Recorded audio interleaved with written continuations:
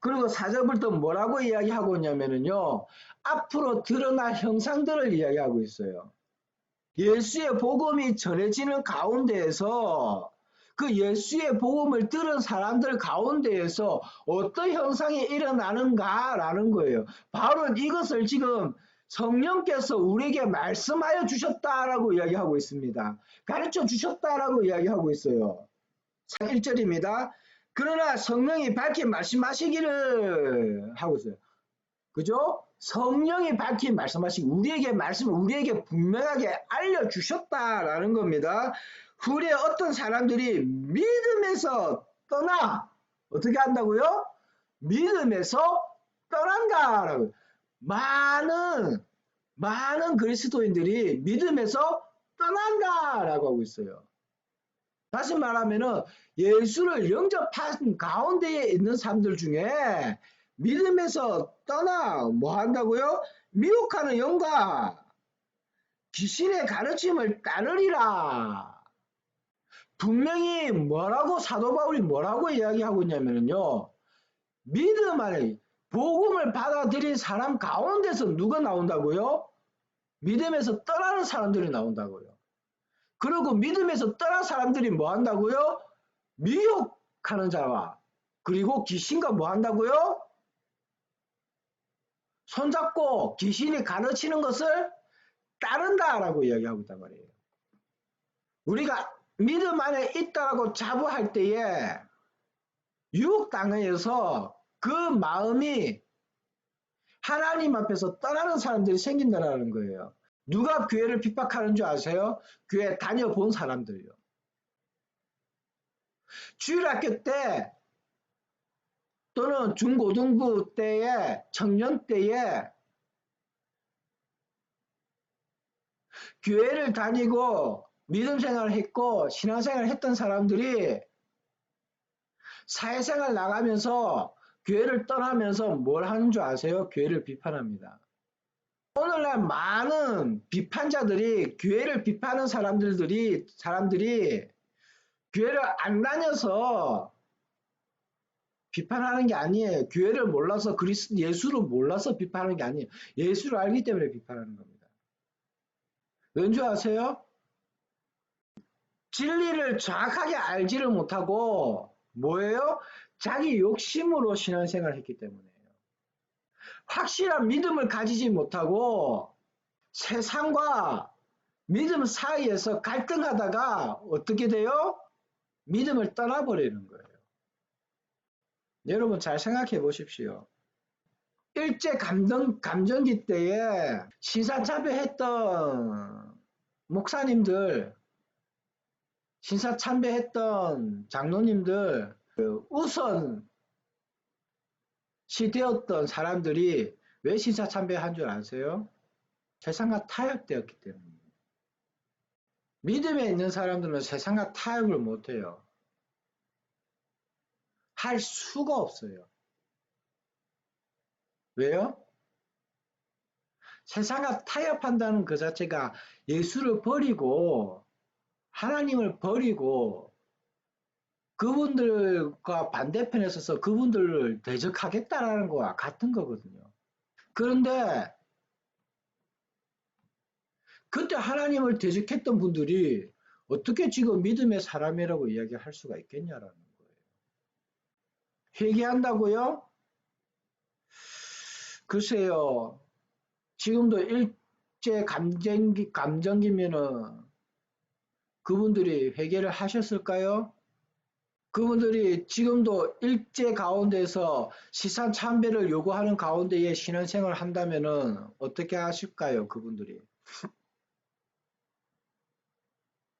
앞서서 믿음을 지키고 목숨을 바치고 가족들이 고문당하는 것을 바라보면서 절대 그리스도를 버리지 않고 삶을 살겠다 다짐하실까요? 저는 아니라고 생각해요. 여러분들이 그리스도인으로서 탄압을 받는다라는 것은 그런 거예요. 그런데 지금 우리가 코로나 때문에 모르겠습니다. 뭐 이런저런 그죠? 이런저런 많은 모양으로 뉴스에 나오는 기독교인들이 많아요.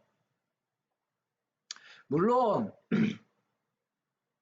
코로나 걸린 사람 중에 절 안 다닌 사람 없을 거고 천주교도 안 다닌 사람도 없을 거고 다른 종교 안 가진 사람들도 없을 겁니다. 코로나 걸린 사람들 중에서는요. 근데 유독이 기독교만 가지고 이야기하는 부분들이 있습니다.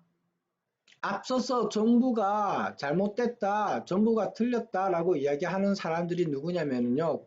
몇몇 교회 다니는 사람들이 지금 잘못되어서 그런 행동들을 보이기 때문에 이런 뉴스들로 좀 그런 사람들을 좀 자중시키려고 그러는 것 같아요.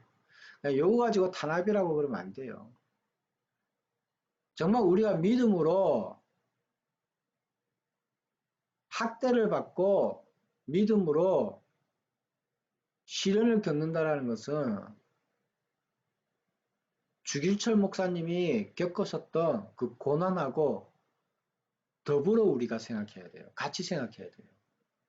근데 지금 우리 신앙생활 뭐 하잖아요. 예배 드리잖아요. 교회라는 그죠? 모인 장소에서 우리가 모여서 예배를 못 드려도 방송으로 예배를 드리고 예배 드릴 수 있고 하나님께 기도할 수 있고 말씀 들을 수 있습니다. 언제든지 복음을 들을 수 있고요. 인터넷도 잘 돼 있고 그죠? TV도 잘 돼 있어 가지고 뭐예요? 방송으로도 보고 TV도 보고 인터넷에서 유튜브로도 보고 많이 볼 수 있으면 찾아보려면 얼마든지 찾아봅니다. 뭐가 문제예요? 신앙생활 하는데. 2절을 보겠습니다. 4장 2절요. 자기 양심이 화인을 맞아서 외식함으로 거짓말하는 자들이라. 뭐라고요? 자기 양심이 어떻게 됐다고요? 화인 맞았다. 양심이 화인 맞았으니까 뭘 모르겠어요? 잘못을 몰라요. 자기가 틀린 것을 몰라요. 그러면서 뭐 한다고요? 거짓말하는 자들이다. 그러니까 믿음에서 떠나면은 뭐가 돼요? 거짓말하는 사람이 된다라는 거예요. 진리가 아니라고 이야기하고 잘못된 진리를 진리라고 가르치는 사람이 된다라는 거예요. 하나님 앞에서 거짓을 품고 사는 사람들이 된다라는 겁니다. 그러니 어떤 사람들요? 교회 다녔던 사람들이 교회를 욕하고 그리스도인들을 욕하는 이유가 왜요? 믿음에서 떠났기 때문이에요. 그러니까 뭘 한다고요? 거짓말 하잖아요. 자기가 아는 것이 진짜인 것처럼 교회의 어떤 모습이 진짜 모습인 것처럼 막 거짓말로 교인들을 욕하고 교회를 욕하고 탄압하고 뿐만 아니라 예수를 욕하고 하나님을 욕하고 교회에서 아무도 상처를 주지 않는데 상처받은 사람들 너무나도 많아요. 왜 상처를 안 줬는데 상처를 받는 줄 아세요? 성도들이요? 하나님의 말씀을 잘못 자꾸만 이해하고 있어서 그래요. 설교를 자꾸만 자기 기준으로 듣기 때문이에요. 에스프레소가 우리가 가지고 있는 마음이고 우유가 하나님의 말씀이라 생각해서 이렇게 붓는다고 생각해 보세요. 절대 하얗게 안 나옵니다. 에스프레소 색깔이 검은색이고 진하기 때문에 우유를 보면은 조금 색깔이 조금 달라 보이기는 해도 흰색은 아니에요. 뭐냐면은 우리가 가지고 있는 죄의 색깔이 그런 거예요. 죄의 색깔이 그런 거라고. 우리가 가지고 있는 세계관, 가치관 이런 것이 그런 색깔, 에스프레소 같은 색깔이란 말이에요. 거기에다가 우리가 하나님의 말씀을 부어 붓는다고 해서 하얗게 하나님의 말씀을 그대로 받아들이는 게 아니에요. 섞인단 말이에요. 내 생각, 내 개념, 내 판단 이것으로 섞여버리기 때문에 절대 하얀색이 안 나와요. 그럼 어떻게 해야 되냐? 내가 가진 것을 버려야 돼요. 버리고 그 컵을 깨끗하게 씻어야 어떻게 돼요? 거기에 우유를 부으면 우유가 담기는 거예요. 이 과정은 우리가 하나님 앞에 제사함 받는 과정이라고 이야기하는 거예요. 에스프레소 같은 죄를 버리고 이거 씻는 작업, 용서받고 희석되어지는 거예요. 깨끗하게 씻기는 작업. 이게 회개예요, 회개. 이 회개를 거쳐서 하나님 말씀을 우리가 부었을 때 어떻게 돼요? 흰색으로 담긴다. 하나님의 말씀이 담긴다. 깨끗하게 담긴다는 거예요. 근데 우리가 이것을 안 씻고요. 에스프레소를 안 버린단 말이에요. 그 개념으로 살다 보니 어떻게 돼요? 세상과 믿음, 신앙 안에 양쪽에 발을 띄워 놓고 있다가 어떻게 돼요? 세상으로 빠져버리는 거예요. 절대 세상과 믿음 안에 양다리를 거쳐 있는 사람들은요, 믿음으로 들어오기가 되게 힘듭니다. 그래서 성도들이요, 교회 다니는 사람들이 정말 성도가 되는 것은 정말 어렵습니다. 그 가운데서 직분을 가지니까 어떻게 돼요? 그대로 세상과 같이 발 담그고 사는 거예요. 진짜 믿음 안에 들어오는 것이 얼마나 어렵고 힘든지 알기 때문에 제가 말씀드리는 거예요. 믿음으로 산다는 건요, 쉽지 않습니다. 암만 피땀 나는 노력을 해도요, 내 안에 죄성이 자꾸만 튀어나와서요, 절대 하나님 앞에 거룩한 사람으로 살지 못합니다. 사도 바울이 이야기하는 것을 매일 자신의 몸을 쳐서 어떻게 한다고요? 하나님의 말씀에 복종시켜야 된다. 매일 죽을 때까지 어느 정도 하면 나아지겠지? 아니에요. 평생 내 육신을 치고 내 마음을 치고 내 죄성을 버리려고 계속적으로 내가 내 몸을 채찍질 해가면서 내가 믿음 안에 거하려고 피땀 나는 노력을 평생을 하셔야 믿음 안에 살 수가 있어요. 예수 믿는 것은 너무 단순하게 생각한다는 거예요. 그러니까 한번 교회 와서 세례 받고 두 손 들고 하나님 앞에서 기도하다가 한번 눈물 확 쏟고 나면은 변화 받은 것처럼 산단 말이에요. 아니에요. 잠깐 체험했을 뿐이지요. 근데 그것으로 내가 예수를 영접했다라고 생각한다라는, 그것으로 예수를 영접했다라고. 그것으로 내가 믿음 안에 산다라고 생각한다라는. 그러니까 그 삶들이 어떻게 변해요? 세상으로 계속 빠져드는 거예요. 여러분, 오늘날 이 시대에서 우리가 봐야 할 것들이 무엇인지 잘 보세요. 지금 이 시대에 거짓말하는 사람들이 너무나도 많이 일어나 있다라는, 많이 서 있다라는 거예요. 여기서 말하는 것은 율법을 이야기하는 거예요. 규제를 한다라는 거예요. 믿음으로 사는 데 있어서 절대 교회법이 도움이 되지 않는다라는 겁니다. 목사님들이 모르고 그렇게 있는 줄 아세요? 다 알아요. 그런데 안 바꿔요. 그걸 바꾸면 기득권을 내려놔야 되기 때문에요. 그 기득권이라는 것이 거짓의 아비입니다. 거짓의 아비가 무엇인지 여러분 아셔야 돼요.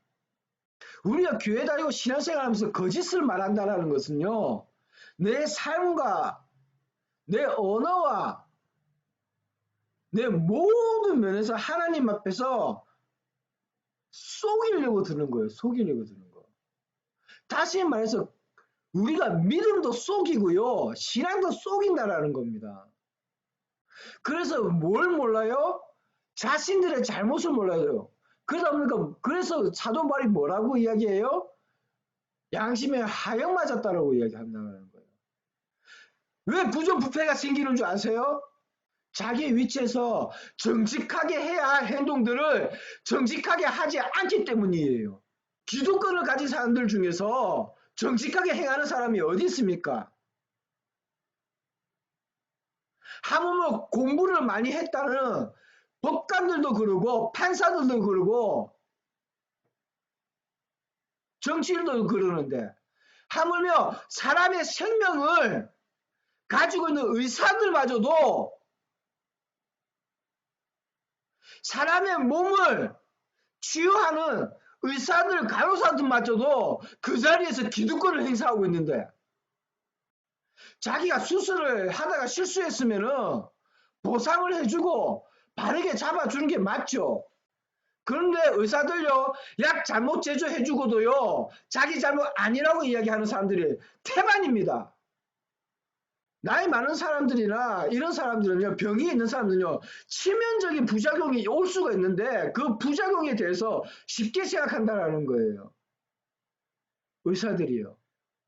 자기 자리에서 기득권만 가지고 살려고 하고 정직하게 자기 양심을 하나님 앞에 두고 성실하게 책임을 가지고 일하는 사람들이 없다라는 거예요. 그러면 만약에 자기 주위에 그런 사람들이 있으면은 자기가 그러기 못하기 때문에 그 사람들을 싫어하고 미워하고 그 그룹에서 그 무리에서 내보내려고 합니다. 껄끄럽거든요, 정말. 오늘 교회 안에서도 그렇습니다. 그러니 어떻게 해요? 믿음 있는 성도들도 입을 딱 닫고 사는 거예요. 교회 안에서 잘못된 것을 보고도 말 안 해요. 왜요? 기득권을 가진 사람들이 안 변하니까. 말해도 소용이 없으니까. 지금 많은 교회들이 그렇게 서 있다라는 거예요. 많은 교회들이 그렇게 서 있어요. 그러니 오늘날 많은 교회들이 그렇게 서 있으니까 정직하게 이야기하는 사람들이 없다라는 거예요. 주님 안에서, 하나님 앞에서. 뭐 하는 사람들요? 거짓말하는 사람들이 많다라는 거예요. 거짓말하는 사람들이. 규제만 하고. 여러분 코로나 때문에 자꾸만 영적 전쟁 하는데 여러분 영적 전쟁 그거 세상과 하는 게 영적 전쟁 아닙니다. 자신 안에 있는 거짓됨부터 회개하고 돌아서는 것이 영적 전쟁이에요. 오늘 지금 사도 바울이 디모데에게 뭐라고 하고 있습니까? 이런 사람들이 있다. 나타날 것이다. 어떻게 해라? 조심하라. 성도들을 잘 가르쳐라. 이거잖아요. 이런 거짓말쟁이들이 나오고 양심을 팔게 만들어요. 양심을 하염맞게 만든다라는 거예요. 그 믿음에서 떠나게 만드는 사람들이 있다라는 거예요. 미혹 당한 사람이 미혹합니다. 미스터 션사이라는 드라마에 나오는 한 대사예요. 대사. 의군들 그 당시 말해서 임진왜란 때 나라를 위해 백성을 위해 목숨 바쳤던 사람들, 그 사람들 밑에서 누가 나오냐면요. 의군들이 나왔다는 거예요. 의군들. 독립군들이 나왔다라는 거예요. 계속 일본이 들어올 때마다 목숨 바쳐서 나라를 지키던 사람들은 그 나라를 계속 지키려고 노력한다는 거예요. 부모를 잃어도 그 자식은 그 자리에서 부모 잃은 것을 봤어도 나라를 지키기 위해서 그 자리에서 싸우더라는 거예요. 부모가 죽은 자리에서 싸우더라는 거예요. 그때도 나라를 배신했던 사람들이 일본인들에게 나라를 팔아먹고 일본인들에게 자기 가족들을 팔아먹고 자기 백성들을 팔아먹는다라는 거예요. 지금도 마찬가지예요. 국민들 등쳐먹는 짓을 또 하고 있다라니까요. 나라를 위해서 목숨 바쳐 일했던 사람들을 후손들은요. 씨가 말라가요. 씨가 말라가. 왜? 죽으니까 나라를 위해 목숨 바쳐 죽으니까 이제는 나라를 위해 목숨 바칠 사람들이 없어져요. 없어져. 그래서 믿음 안에서 태어나고 믿음 안에 믿음의 가정 안에서 살아가는 것이 얼마나 귀한지 몰라요. 왜? 그 믿음의 유전자라는 것이 있기 때문에요. 근데 오늘날 나서는 사람들은요, 거짓말하는 사람들이에요. 여러분 분별하세요. 제발 하나님 말씀 좀 믿고 좀 분별력 좀 기도 좀 하고 분별력 좀 가지고 여러분 스스로 분별력을 가지지 못하면은요 이 시대에서 신앙생활 할 수 있는 사람이 없습니다. 신앙생활 못해요. 믿음 못 지킵니다. 누가 가르쳐 줄 것 같으세요? 아니요. 거짓말 하는 사람들이 더 많은데 어떻게 여러분들 믿음을 여러분 스스로 지키지 못하고 다른 사람들에게 의지해서 그 믿음을 지키려고 합니까?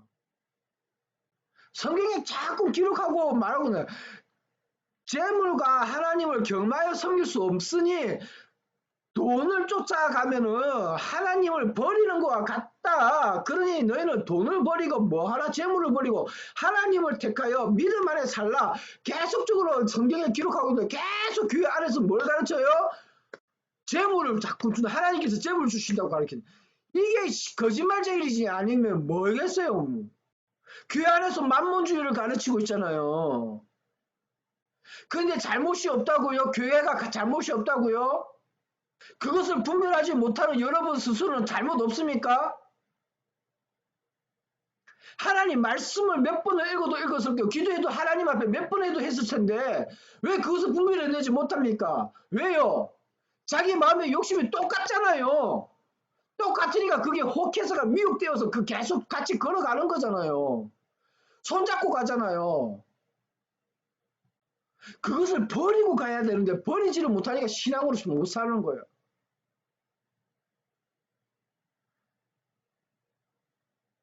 그래 여러분 제발 부탁드리니 정말 믿음으로 살고 싶으면요.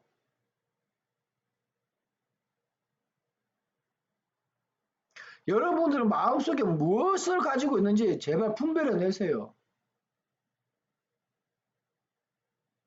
제가 상담하면서 청년들 상담하면서 느끼는 중에 하나 100이면 100 다 가지고 있는 마음들이 뭔지 아세요? 자기 욕심이에요. 자기 욕심.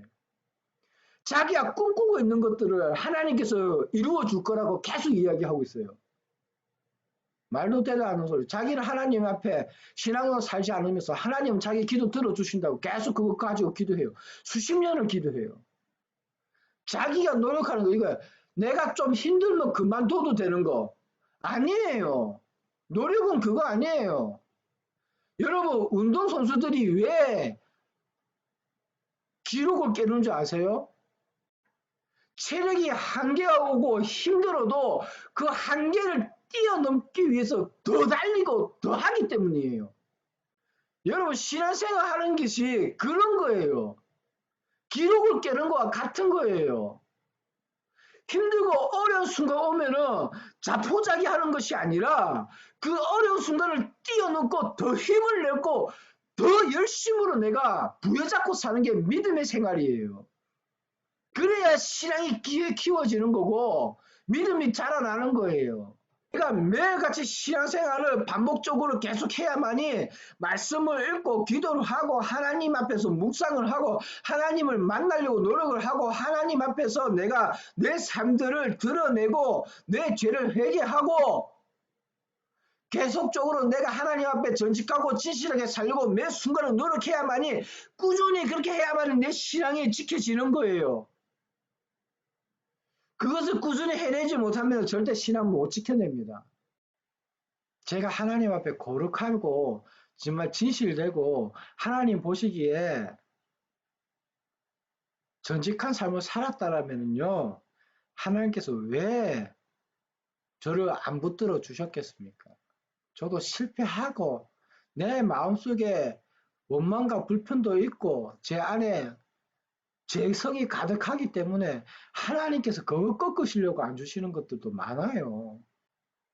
그러니 그걸 알게 하신 것이 복이지요. 왜요? 다른 사람들 그것도 모르고 사니까. 그러나 하나님에게 저에게 기회를 주시는 거다. 고통 가운데 있게 하시고 힘든 가운데 있게 하시는 것은 뭐예요? 나를 고쳐서라도 쓰시겠다라는 하나님의 의지가 있는 거잖아요. 그래서 지혜의 말씀에 이렇게 기록하고 있습니다. 자녀에게 채찍을 가하지 않는 부모는 그 자녀를 뭐 한다고요? 사랑하지 않는 것이다. 자녀에게 채찍을 가한 것은 뭐다? 그 자녀를 사랑하기 때문입니다. 그니 부모에게 뭐라고 이야기합니까? 자녀를 사랑하거든 그 아이의 등에 채찍을 가하고 훈계를 하라. 아이의 등은 뭐 하기 위해 있다? 때리기 위해 있다. 아무만 생각해도 여러분은 삶이 어렵고 힘듭니까? 정말 아무런 방법이 없고 뭐 답답하고 괴롭습니까? 여러분의 시선을 하나님께 한번 두보시기 바랍니다. 하나님께 그 시선을 돌리시기 바랍니다. 여러분 왜 그런지를. 사무엘에 나온 말씀인데 하나님께서 다윗에게 하신 말씀입니다. 나는 너의 아비가 되고 너는 나의 아들이 되어서 내가 잘못된 길로 가면은 내가 사람의 막대기와 인생의 채찍으로 너를 쳐서 네가 바른 길로 갈 수 있게 내가 하겠다. 저는 그 말씀을 읽을 때마다 너무 감사해요. 왜? 내가 이렇게 힘든 것을 하나님께서 나 고쳐 쓰시려고 하시는가 보다라는 그나마 희망이 있었어요. 하나님에게 희망이 있었어요. 여러분 인생이 힘들고 괴롭습니까? 하나님 앞에 그 시선을 돌려 그 희망을 찾아보십시오. 하나님이 나를 사랑하셔서 나를 쓰시려고 하시나 보다 한번 그렇게 생각하시고 여러분을 고쳐보십시오. 여러분의 마음을 고쳐보시고 여러분의 생각을 고쳐보시고 여러분의 행실을 고쳐보시고 여러분의 입술을 고쳐보시고 여러분의 신앙을 고쳐보시고 여러분의 기도의 내용을 고쳐보시고 여러분이 읽었던 그 말씀의 내용들을 한번 고쳐서 한번 보시기를 부탁드립니다. 그래서 하나님 앞에 쓰임받는 삶들을 사시고요. 하나님께 고쳐 쓰시는 사람들이 되시기 바랍니다. 이 본문에 기록되어 있는 양심에 하여 맞은 사람으로 살지 마시기를 주님의 이름으로 축원드립니다. 미혹 빠져서 거짓말하는 사람 되지 마십시오. 사단과 귀신과 손잡고 그들의 가르침에 따르면서 미혹된 사람으로 사지 마십시오. 믿음 안에서 그 양심을 지키시고요. 신앙 안에서 그 양심을 지키시고요. 정직하고 성실한 마음으로 여러분 신앙생활 하시기를 그래서 주님 앞에서 영광 올려드리고 하나님 앞에 예수 앞에 사용받는 사람 되시기를 주님의 이름으로 축원드립니다.